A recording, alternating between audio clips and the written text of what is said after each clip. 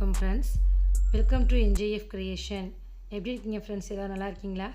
இன்றைக்கி நம்ம சேனலில் என்னோட மார்னிங் ரொட்டீன் தான் பார்க்க போகிறோம்.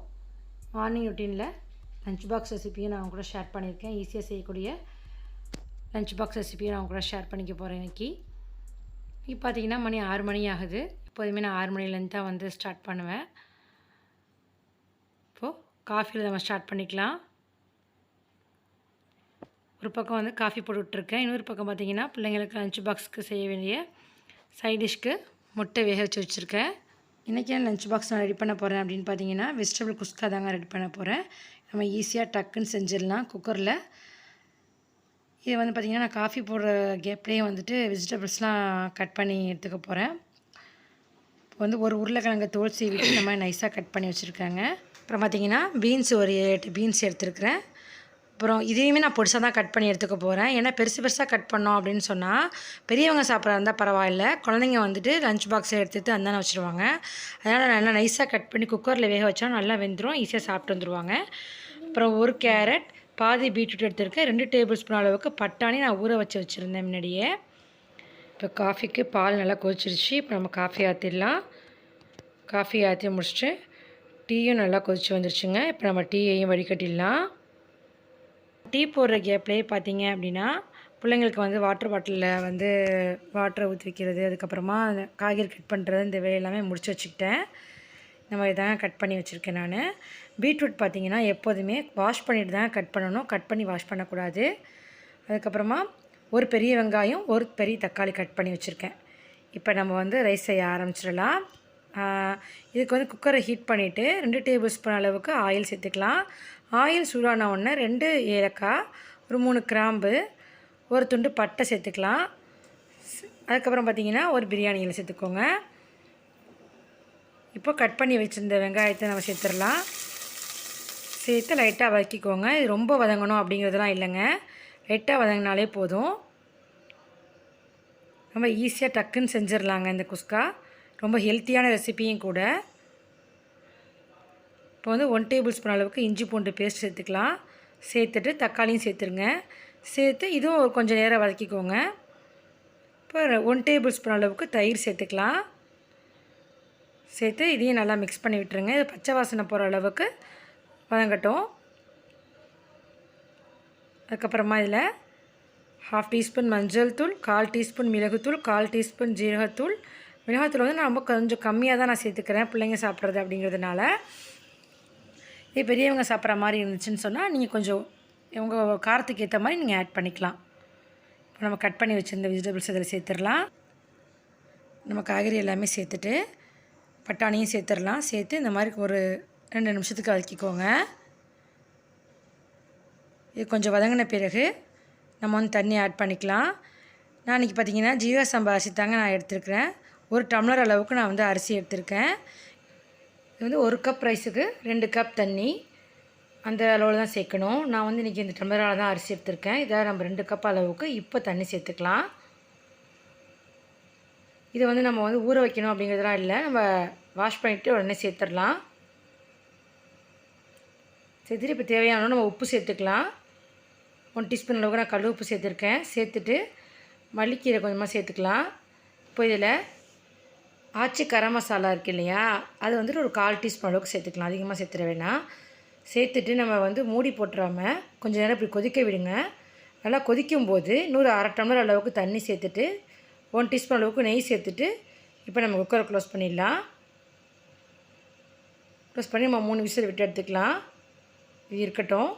இது வேகிற கேப்பில் நம்ம வந்து பிள்ளைங்களுக்கு வந்து ஸ்நாக்ஸ் எடுத்து வைக்கிறது, இந்த மாதிரி வேலையெல்லாம் பார்த்து வச்சிடலாங்க. இன்றைக்கி வந்துட்டு அவங்க ஜாங்கிரி தான் கேட்டிருந்தாங்க, அதனால் அவங்களுக்கு மினி ஜாங்கிரி வச்சாச்சு.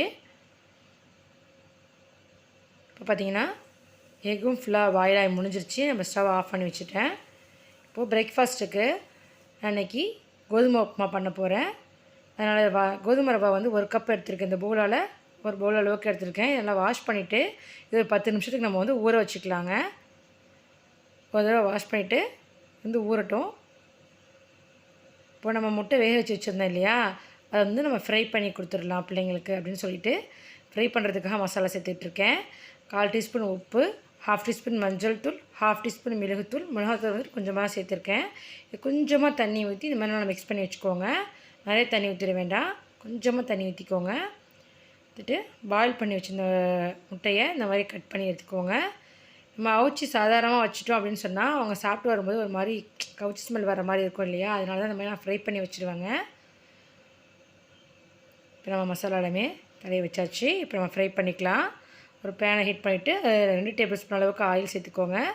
சேர்த்துட்டு நம்ம இந்த மாதிரி மசாலா போட்டு வச்சுருந்த முட்டையை வந்து அதில் சேர்த்துக்கலாங்க. இது ரொம்ப நேரம்லாம் ஆகாது, நம்மளால் இதுவும் ஈஸியாக டக்குன்னு செஞ்சிடலாம். சாதாரணமாக வீட்டில் இருக்கும்போது செஞ்சு கொடுத்தோன்னா கூட நம்ம வச்சு சூடாக சாப்பிட சொல்லிடலாங்க. ஆனால் நம்ம ஸ்கூலுக்கு கொடுத்து விடும்போது அது ரொம்ப ஆறிப்போன மாதிரி இருக்கும், கவுச்சி ஸ்மெல் வர மாதிரி இருக்கும். அதனால தான் வந்துட்டு இந்த மாதிரி ஃப்ரை பண்ணி கொடுத்து விட்டுறது. அவ்வளோதான், எக் ஃப்ரை முடிஞ்சிருச்சுங்க. குஸ்காவும் நமக்கு சூப்பராக ரெடி ஆகிடுச்சு. பாருங்கள் எவ்வளோ சூப்பராக வந்திருக்கு அப்படின்ட்டு. நம்ம இதை கிளறி விட்டுக்கலாம். இப்போ கிளறதுக்கு முன்னாடி இந்த கிராம்பு பட்டையெல்லாம் சேர்த்துருந்தோம் இல்லையா, அதெல்லாம் நம்ம எடுத்துடலாங்க. இதெல்லாம் வந்துட்டு என் பிள்ளைங்க வந்து எப்போதுமே எடுத்துட சொல்லிடுவாங்க, அதனால் நான் எடுத்துருவேன். நம்ம கிளறி விட்டுடலாம். எவ்வளோ சூப்பராக வந்திருக்கு பாருங்கள், உதிரி உதிரியாக. இந்த லாஸ்ட்டாக நம்ம சேர்த்து 1/2 டம்ளர் தண்ணி வந்துட்டு இருக்குது அப்படின்னா மதியானம் பிள்ளைங்க சாப்பிடும்போது ரைஸ் கொஞ்சம் உள்ளரிசி இருக்கிற மாதிரி இருக்கும் இல்லையா, குக்கர் ரைஸு அந்த மாதிரி இல்லாமல் எப்போதுமே ரொம்ப சாஃப்டாக இருக்கும். அதனால் நீங்கள் வந்து குக்கர் மூடி போகிறதுக்கு முன்னாடி ஒரு 1/2 டம்ளர் அளவுக்கு தண்ணி சேர்த்துட்டு மூடி போட்டிங்க அப்படின்னா, அது மாதிரி நெய்யும் சேர்த்துட்டு மூடி போட்டிங்க அப்படின்னா ரைஸ் ரொம்பவே சாஃப்டாக இருக்கும். அவ்வளோதான் ஃப்ரெண்ட்ஸ், நம்மளோட குஸ்கா சூப்பராக ரெடி ஆகிடுச்சு. இப்போ வாங்க நம்ம கோதுமை உப்புமா ரெடி பண்ணிக்கலாம். அதுக்கு ஒரு பேனை ஹீட் பண்ணிவிட்டு 2 டேபிள் ஸ்பூன் அளவுக்கு ஆயில் சேர்த்துக்கலாம். ஆயில் சூடானோடனே 1/4 டீஸ்பூன் அளவுக்கு கடுகு, 2 காஞ்ச மிளகாய் இந்த மாதிரி கிளி சேர்த்துக்கோங்க. அதுக்கப்புறம் கொஞ்சம் கருவேப்பிலை சேர்த்துக்கலாம். இப்போது ஒரு வெங்காயம் நீளமாக கட் பண்ணி எடுத்து வச்சுருக்கேன், அதையும் இதில் சேர்த்துட்டு கொஞ்சம் நேரம் வதக்கி விட்டுடலாம். அதுக்கப்புறமா பொடியாக கட் பண்ண கேரட் 2 டேபிள் ஸ்பூன் அளவுக்கு சேர்த்துக்கோங்க. சின்ன தக்காளியாக நான் சேர்த்துருக்கேன், ரொம்ப தக்காளி சேர்க்க வேண்டாம், சின்ன தக்காளியாக ஒரு தக்காளி சேர்த்துக்கோங்க. அப்புறம் 2 மிளகா கீறிட்டு சேர்த்துக்கலாம். சேர்த்துட்டு நல்லா வதங்கின பிறகு 1 கப் கோதுமை ரவை எடுத்துருந்தேன் இல்லையா, அதுக்கு 2 கப் அளவுக்கு தண்ணி சேர்த்துடலாம். இப்போ இதுக்கு உப்பு சேர்த்துக்கலாம். ஒரு 1 டீஸ்பூன் அளவுக்கு சேர்த்துக்கலாங்க, அதிகமாக சேர்த்துட வேண்டாம். நம்ம பத்திரனா கூட நம்ம மறுபடியும் சேர்த்துக்கலாம். அதனால் கொஞ்சமாக 1 டீஸ்பூன் அளவுக்கு சேர்த்துக்கோங்க. இப்போ இந்த சேர்த்துட்டு மல்லிக்கீரை கொஞ்சம் நிறையாவே சேர்த்துக்கோங்க. என்கிட்ட இப்போதைக்கு இல்லை, இருந்ததை மட்டும் நான் சேர்த்துருக்கேன். நீங்கள் வந்து மல்லிக்கீரை வந்துட்டு கொஞ்சம் நிறையாவே சேர்த்துக்கோங்க. நல்லா இந்த மாதிரி கொதிக்கட்டும். கொதித்த பிறகு நம்ம ஊற வச்சுருந்த கோதுமை ரவாவை இதில் சேர்த்துடலாம். இதுவுமே ரொம்ப ஹெல்த்தியான ரெசிபி, எங்கள் வீட்டில் இது எல்லாருக்குமே ரொம்பவே பிடிக்கும். வாரத்துக்கு 2 தடவையாவது இது பிரேக்ஃபாஸ்ட்டுக்கு இந்த ரெசிபி நாங்கள் செஞ்சுருவோம். கோதுமை உப்புமா, கோதுமை பொங்கல் அப்படின்னு எப்படி வேணுமோ நம்ம சொல்லிக்கலாம். நல்லா மிக்ஸ் பண்ணி விட்டுட்டே இருங்க, அடி பிடிக்காத அளவுக்கு மிக்ஸ் பண்ணிக்கோங்க. நல்லா கொஞ்சம் தண்ணி வற்றின பிறகு இந்த மாதிரி நம்ம தம் பண்ணி விட்டுடலாம். ஸ்டவ் லோ ஃப்ளேமில் வச்சுட்டு 1 டீஸ்பூன் அளவுக்கு நெய் சேர்த்துட்டு கொஞ்சம் போல் மல்லிக்கீரை இப்பையும் துவைக்கோங்க. நிறைய மல்லிக்கீரை சேர்த்தோம் அப்படின்னு சொன்னால் ரொம்பவே வாசமாக இருக்கும், சாப்பிடும்போது ரொம்பவே நல்லாயிருக்கும். அதனால் நீங்கள் வந்து கொஞ்சம் ஃப்ரெஷ்ஷாக மல்லிக்கீரை வாங்கி இதில் சேர்த்துக்கோங்க. 1 டீஸ்பூன் அளவுக்கு நெய் சேர்த்துட்டு மூடி போட்டு மேலே வெயிட் வச்சு ஸ்டவ்வை லோ ஃப்ளேமில் வச்சு ஒரு 5 மினிட்ஸுக்கு அப்படியே விட்டுருங்க. 5 மினிட்ஸ் ஆகிடுச்சு, நம்ம ஓப்பன் பண்ணி பார்க்கலாம்.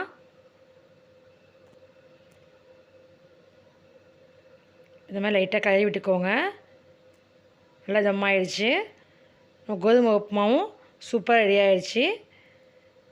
இது கூட நீங்கள் வந்துட்டு பீன்ஸ், பீட்ரூட் இந்த மாதிரி வெஜிடபிள்ஸ் கூட நீங்கள் ஆட் பண்ணிக்கலாங்க. நான் கேரட் மட்டும் தான் சேர்த்துருந்தேன். இப்போ நம்மளோட பிள்ளைங்களோட lunch box recipe, breakfast recipe எல்லாமே சூப்பர் ரெடி ஆகிடுச்சு. இப்போ அவங்களுக்கு நம்ம வந்துட்டு பேக் பண்ணிடலாம். இந்த மாதிரி வெஜிடபிள்ஸ்லாம் வந்துட்டு இப்போ சேர்த்து செஞ்சு கொடுக்கும்போது பிள்ளைங்களுக்கு ரொம்பவே ஹெல்த்தியாக இருக்கும். கண்டிப்பாக வாரத்தில் ஒரு நாள் இந்த மாதிரி ட்ரை பண்ணி செஞ்சு கொடுங்க. பிள்ளைங்க எல்லாமே விரும்பி சூப்பராக சாப்பிட்டு வருவாங்க. டேஸ்ட்டு ரொம்பவே சூப்பராக இருக்கும். பிள்ளைங்களோட லஞ்ச் பாக்ஸ் எல்லாமே ஈஸியாக சூப்பராக ரெடி ஆகிடுச்சு. இது எல்லாமே பார்த்தீங்க அப்படின்னா எனக்கு 1 மணி நேரத்துலேயே முடிஞ்சிருச்சுங்க. ரொம்பவே ஈஸியாக நம்ம டக்குன்னு செஞ்சிடலாம். பிள்ளைங்களுக்கு ஹெல்த்தியான ரெசிபியும் கூட, அதனால் கண்டிப்பாக ட்ரை பண்ணுங்கள். ட்ரை பண்ணி பார்த்துட்டு எப்படி இருக்குங்கிறது எனக்கு கமெண்ட்டில் சொல்லுங்கள்.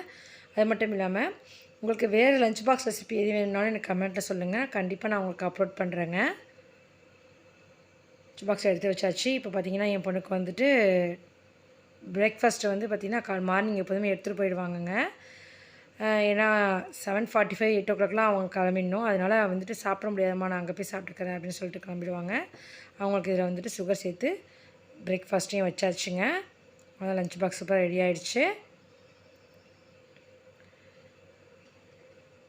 சின்ன பொண்ணுலாம் வந்துட்டு சாப்பிட்டு தான் போவாங்க. அவங்களாம் கொஞ்சம் லேட்டாக போகிறதுனால சாப்பிட்டு தான் போவாங்க. இவங்க ஃபஸ்ட்டு சீக்கிரமாக போகிறதுனால சாப்பிட முடியாதுன்ட்டு எப்போதுமே எடுத்துகிட்டு தான் போவாங்க. பாருங்கள், ஃபதிலா குட்டி சூப்பராக ரெடி ஆகியாச்சு. இப்போ அவங்களும் பிரேக்ஃபாஸ்ட் சாப்பிட்டுட்ருக்காங்க. பிள்ளைங்களும் ஸ்கூலுக்கு ரெடி ஆகி பிரேக்ஃபாஸ்ட்லாம் சாப்பிட்டுட்டு ஸ்கூலுக்கு போயிட்டாங்க. இப்போ அதுக்கு அடுத்தது பார்த்திங்கன்னா என்னோடய மாமனாருக்கும் ஹஸ்பண்டுக்கும் டிஃபன் எடுத்து வச்சிட்ருக்கேன். இந்த கோதுமை உப்புமாவுக்கு தேங்காய் சட்னி இல்லைன்னா சாம்பார், இது ரெண்டுமே ரொம்பவே சூப்பரான சைட் டிஷ்ஷாக இருக்குங்க. எங்கள் வீட்டில் வந்துட்டு சாம்பாருக்கு ரொம்பவே எல்லாம் விரும்பி சாப்பிடுவாங்க. நைட் நான் வந்து இட்லி சாம்பார் பண்ணியிருந்தேன். அந்த சாம்பார் இருக்கிறதுனால தாங்க இன்றைக்கி அந்த கோதுமை உப்புமாவே ட்ரை பண்ணியிருந்தேன். ரொம்பவே சூப்பராக இருக்கும். தேங்காய் சட்னி கெட்டி சட்னி வச்சு சாப்பிட்டிங்கன்னா ரொம்பவே டேஸ்ட்டாக இருக்கும். கண்டிப்பாக ட்ரை பண்ணி பாருங்கள். எக் ஃப்ரையாக இருக்கட்டும், அதுக்கப்புறமா வெஜிடபிள் குஸ்காவாக இருக்கட்டும், எல்லாமே சூப்பரான ரெசிபீஸ், ரொம்பவே ஹெல்த்தியான ரெசிபீஸ். கண்டிப்பாக ட்ரை பண்ணுங்கள். ட்ரை பண்ணி பார்த்துட்டு எப்படி இருக்குங்கிறது எனக்கு கமெண்ட்டில் சொல்லுங்கள். உங்கள் ஃப்ரெண்ட்ஸ் அண்ட் ஃபேமிலிக்கு ஷேர் பண்ணுங்கள். மறக்காமல் நம்ம சேனல் NJF Creation சப்ஸ்கிரைப் பண்ணுங்கள். தேங்க்ஸ் ஃபார் வாட்சிங்.